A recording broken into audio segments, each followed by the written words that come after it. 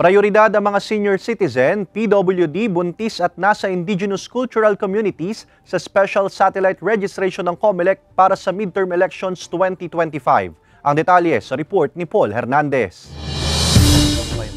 #magparehistro ka ang kampanya ng Commission on Elections o COMELEC ilang linggo bago ang simula ng registration period sa February 12. Sa video reels na ginawa ng komisyon, pinaigting pa ang panghihikayat sa publiko na lumabas at magparehistro. Laman nito ang kumpirmasyon na magkakaroon ng satellite registration sa mga mall, universidad at barangay hall.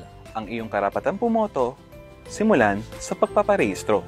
Bukod dyan, may special satellite registration eksklusibo sa mga vulnerable sector gaya ng senior citizen, PWD, mga buntis at nasa indigenous cultural communities. Normally, barangay para ma-reach out mo yung mga tao, di ba? Yan, bigyan mo ng pansin yung vulnerable sector. Bukas ang registration para sa mga bagong botante, transfer of registration record, change of name o correction of entries at reinstatement of name. Punta kayo sa office, tapos magpapa-reach out ako kung sino ang gusto na magpa-satellite. Baka mamaya pupunta ka satellite, wala rin ka pupunta.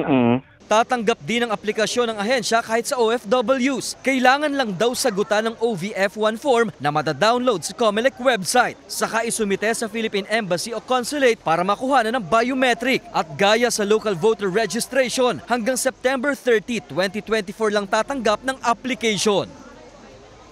Kasama si Kel Ravaca, Paul Hernandez. Balitang Southern Tagalog.